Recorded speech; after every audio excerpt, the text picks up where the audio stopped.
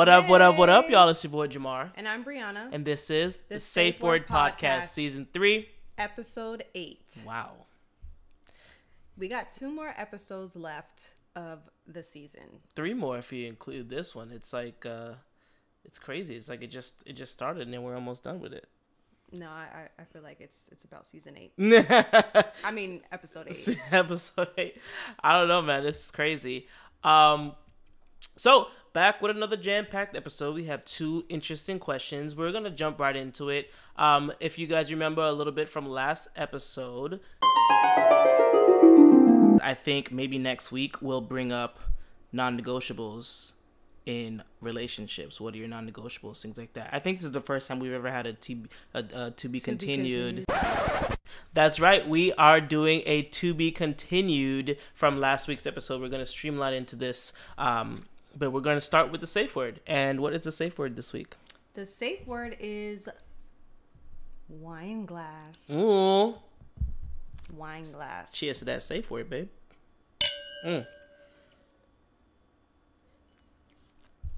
Yep. Whew. It's interesting. You know, I'm dressed in white. She's dressed in black. But she's drinking white and I'm drinking dark. Yeah, interesting correlation. I just thought about that. Straight off the dome. Boom. Wow. That just happened. Very insightful. It is, you know.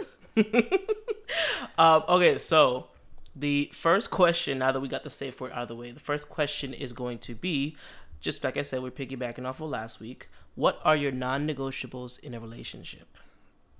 What are your non-negotiables in a relationship, my love? Or should we, I mean, I assume that everybody knows what non-negotiables mean, but should we explain just in case? I mean, I think it's pretty self-explanatory. But you can explain if you want to. Yeah, just basically the things that you are just absolutely unwilling to negotiate, unwilling to compromise on. Yeah. For me, I don't feel like I have a lot. I feel like my non-negotiables might have changed as time, progressed and I learned more about myself and my experiences through different relationships and friendships and all that stuff. So I feel like my list has changed from maybe 4 years ago or something, So currently my non-negotiables are religion. So if they don't believe in God. Okay, wait, we're listing it as what we won't tolerate? Mm-hmm. Okay, so I will not tolerate not believing in God. I will not tolerate physical abuse. I will not tolerate drug abuse. And I will not tolerate cheating, infidelity.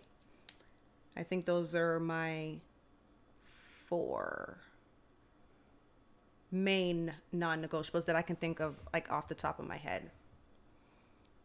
I think if I have more, I'll make sure to blurt them out.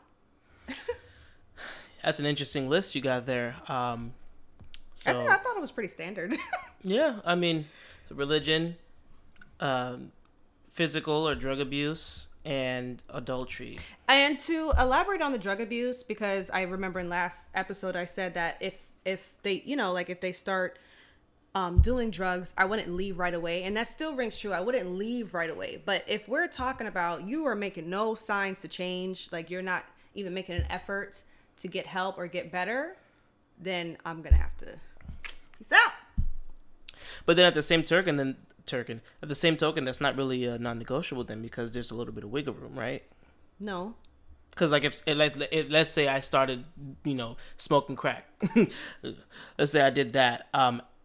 If it was really a non-negotiable at the first instance, then you would be out, wouldn't you? No, I don't feel like that's what makes it a non-negotiable. I feel like the end result is if you're abusing drugs consistently, then I'm out. That's a non-negotiable. Now, if I find out that you start started you, like, okay, I guess when I say I'm not going to leave right away, like if I found out that you were really falling on some hard times and you decided that you were going to just, get high with either heroin or like meth or something. If I found out that you did it like, once or twice or something, I'm not going to leave at the first sight of you using drugs. Mm-hmm. But if this is obviously and clearly something that you are not planning on letting go or quitting or trying to get help for, then to me that constitutes drug abuse, and to me that means I'm out. So okay, cool. Well, for me, I think that my non-negotiables are a little bit different, except for the first one being faith, religion.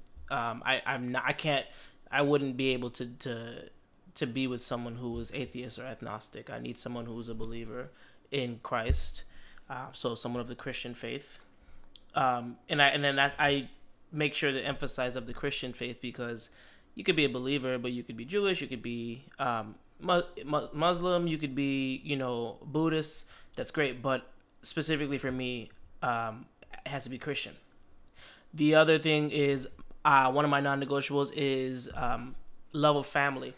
So I cannot be with somebody who doesn't love family, who, doesn't value family, whether it be their own family, or starting a new family or whatever.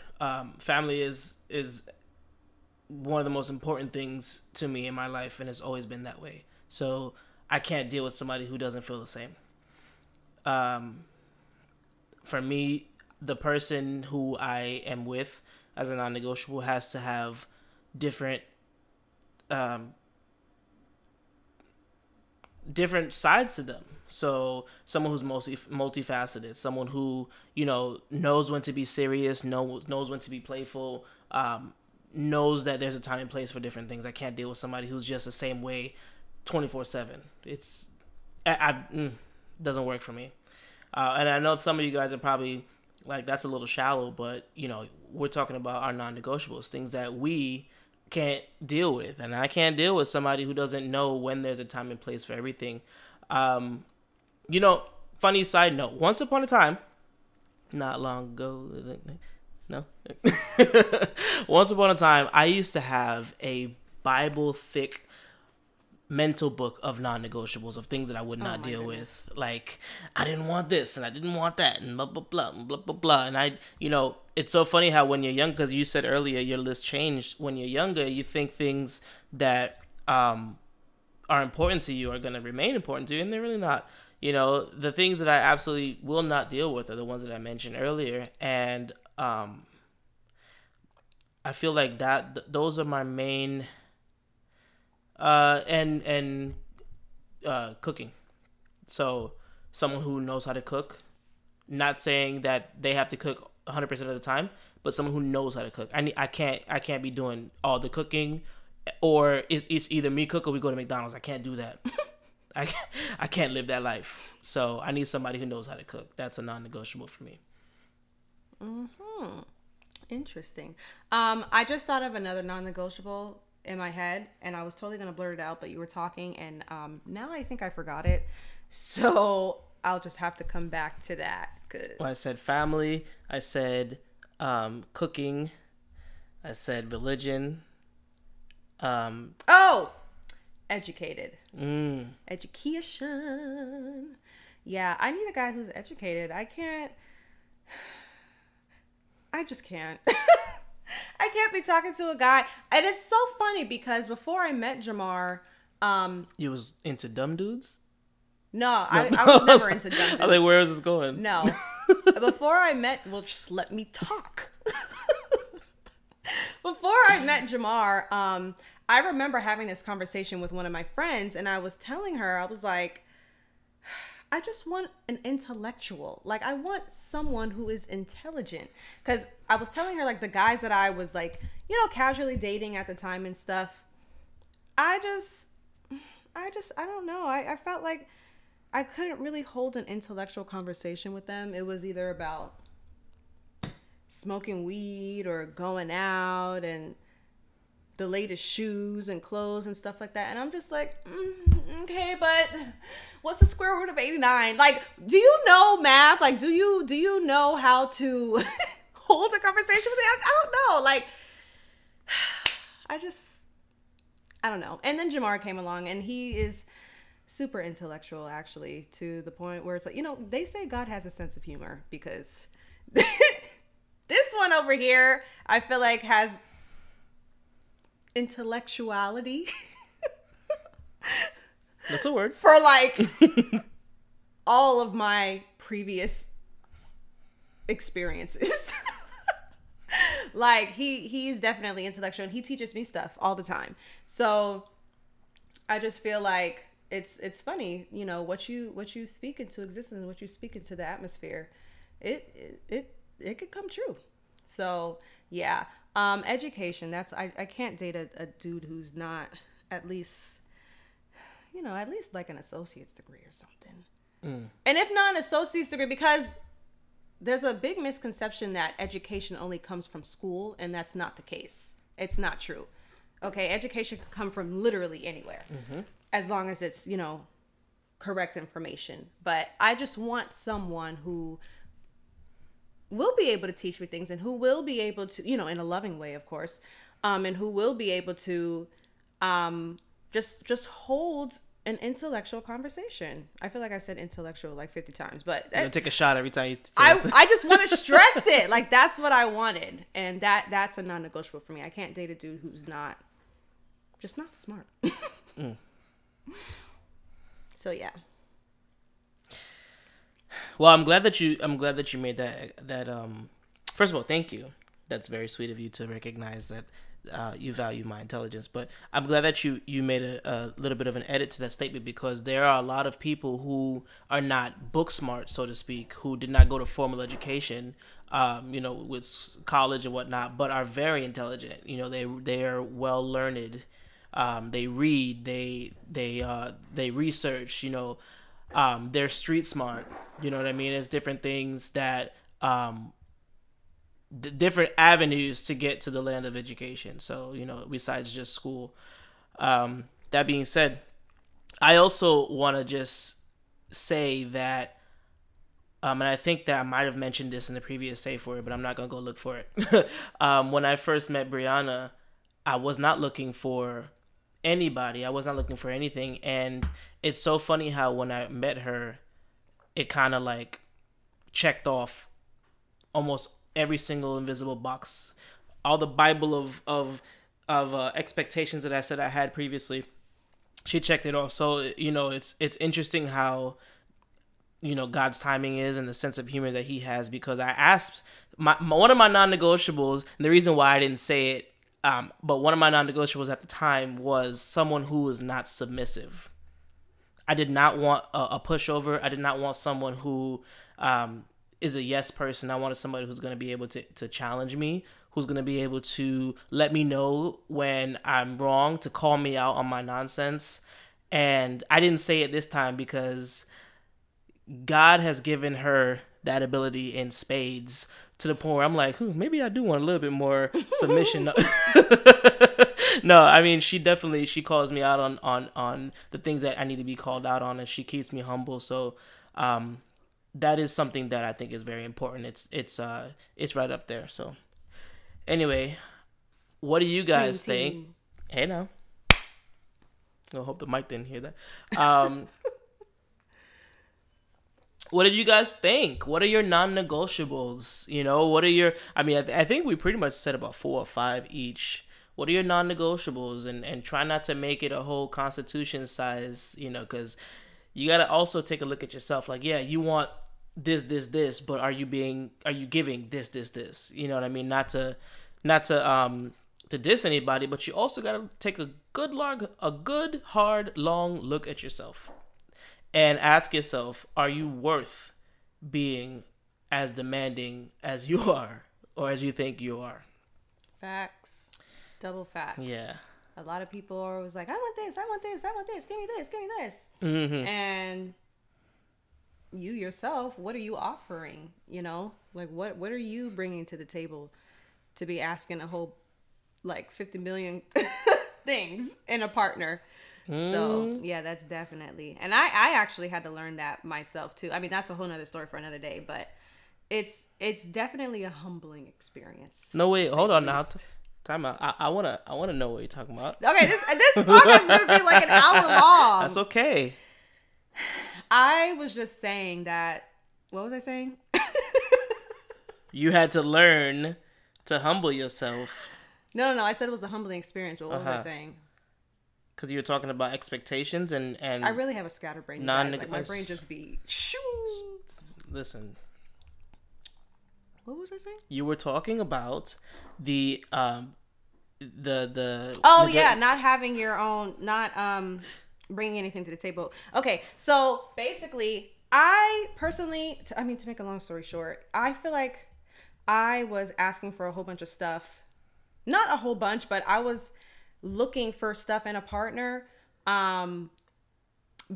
based off of like previous relationships and experiences, like anyone else and whatever.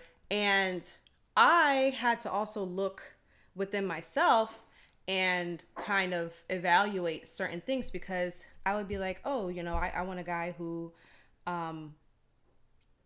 won't cheat on me or whatever. But what am I doing to ensure that he can trust me as well? Like, not saying that anybody deserves to be cheated on or whatever, but my point is, like, the stuff that I was asking for, I had to look back and see if I was also providing those things to my partner. Because I can ask and ask and ask all day, but if I'm not also providing and there's no reciprocity, then it's not going to be conducive. I mean, it's not going to be beneficial to any of us. So for me, I felt like that was a really humbling experience, because I guess I never really thought about myself in that manner. I just thought, it was like an afterthought, because I was like, okay, well, I want this from a partner because I dealt with this in my last relationship and I don't want to deal with it again or whatever. But I also had to be like, oh, wait a minute.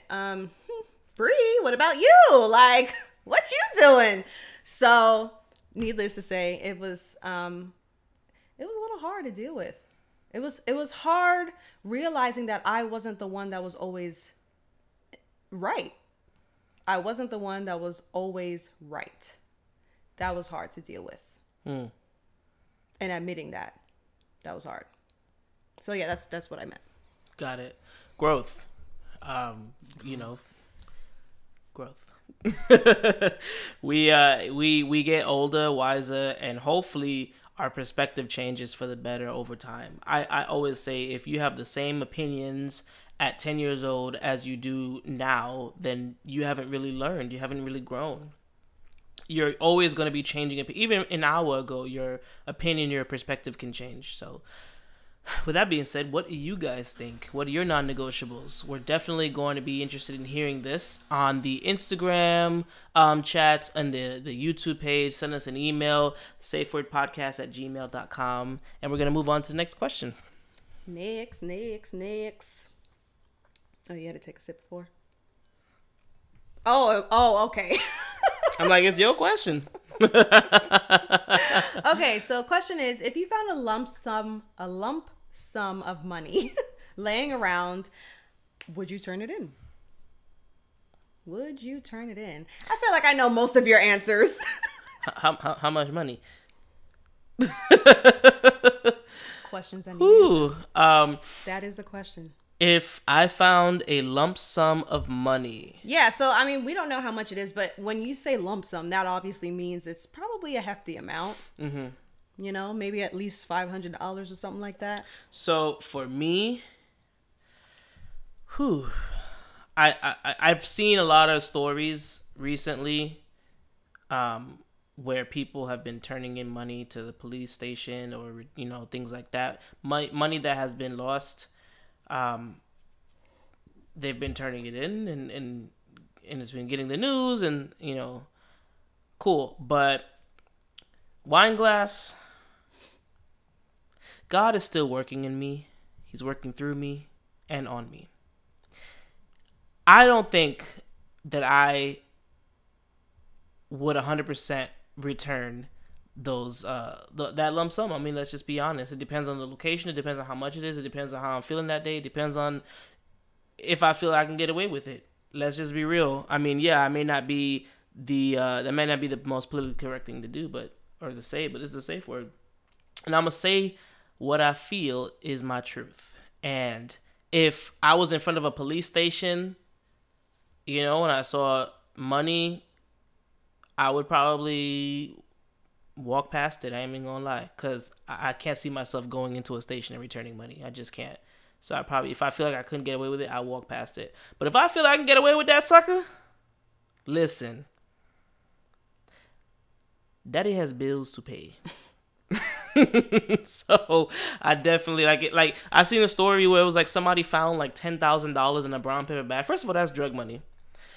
So you definitely got to keep your eyes open and make sure that you're not gonna get got and end up sleeping with the fishes. But I also feel, I have this sneaking suspicion that when they turn in money like that, it just ends up going to the government, to the state, or to the local municipality or whatever. I don't feel like the money actually goes to the people it was originally supposed to go to, because how would they be able to find it? How would they track it? So me personally, if I'm gonna bet on anybody, I bet on myself. And God put it in my sights. He put it in my way to bless me, and who am I to turn away a gift from the Lord? Madonna. Oh my gosh. Okay, well, what you think? Me personally, I would not turn it in. I would leave it there. I wouldn't turn it in. I wouldn't take it. I would leave it there. And you know why? Why? I don't know if any of you have ever seen that show, What Would You Do, with John Quinones, but personally, I just feel like anytime I would, like, if I were to ever walk by a huge lump sum of money, I would just think about like the show, What Would You Do? And then like I'm on camera, and if I'm on camera, like taking it, that's just going to make me look so bad. And I always think about that. So I'm like, I think I would probably just leave it, because there's probably hidden cameras somewhere trying to trap me. And I ain't going to get got. So what if you knew that you can get away with it though? I don't think I would. Okay. In all seriousness, I really don't think I would do it, because personally, to me, that's not my money. It's someone else's. And just because they dropped it or misplaced it does not make it not theirs. And I feel like a lot of people are like, oh, well, it ain't theirs no more. They don't have it. Da, da, da, blah. No, I mean, that money still belongs to someone. And in my definition, that's me taking something from somebody else. Not only that, but me taking something that's not mine. And that's stealing. And I pride myself in having integrity, as many women of God do. So personally, I wouldn't take it, as tempting as it may be. But to be honest, I don't even know if I'd be tempted, because money is not a huge temptation for me. Like, I know a lot of people are driven by money and wealth and all that stuff. But to be honest, like, I personally believe that whatever I need will be provided to me. I don't need or want for anything. So I personally am not driven by having a lot of money. So it really, I feel like it would be an easy answer for me. I don't think I would take it. Well, I feel like I should say the safe word, because I feel like a lot of people would be like, no, I'm taking it. Wine glass. If I have the unpopular opinion. You probably do, but that's okay. I feel like she just low-key shaded me and made me feel like I'm not. I did not. I'm not a child of God. But at the end of the day, we're all children of God, and we all fall short of the glory of God. Exactly. Okay, but that's not what I was gonna say. I was gonna say that in at the end of the day, this is something that happens on a regular basis. Sometimes we want to make it into something bigger than it is. Sometimes it's literally just finding some money on the ground and going about your day. Case in point, Saturday or Sunday or whatever it was last weekend, when I got a haircut, I ended up accidentally dropping $100 bill. $100.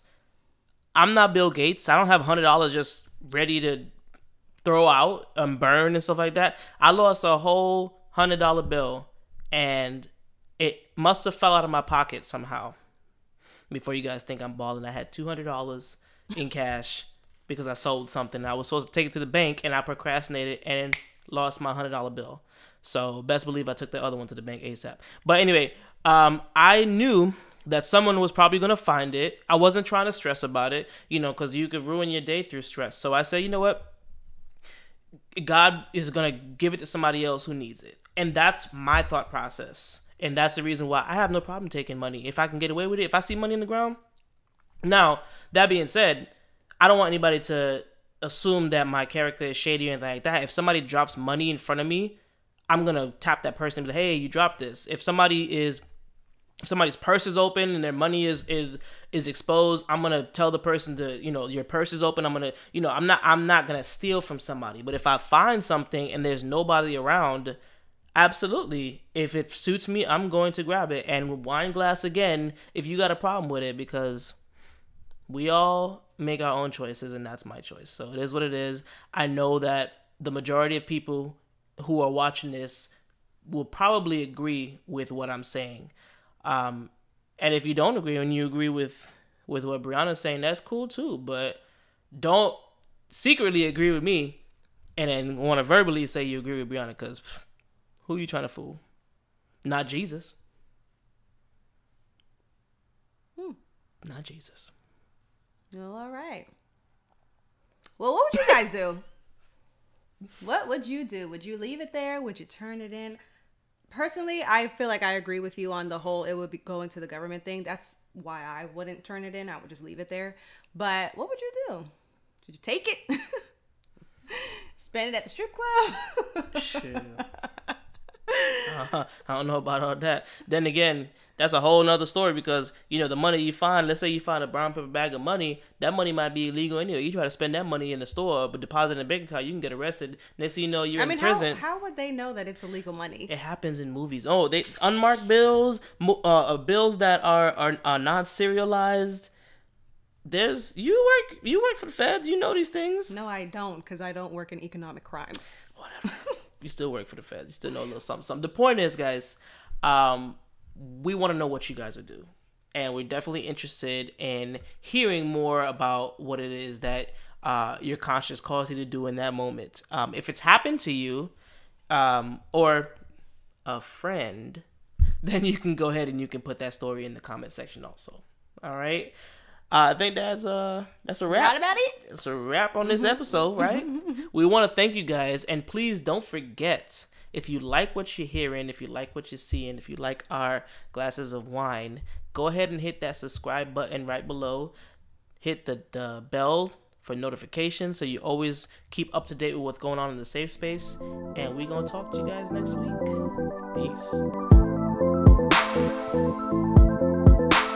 Peace.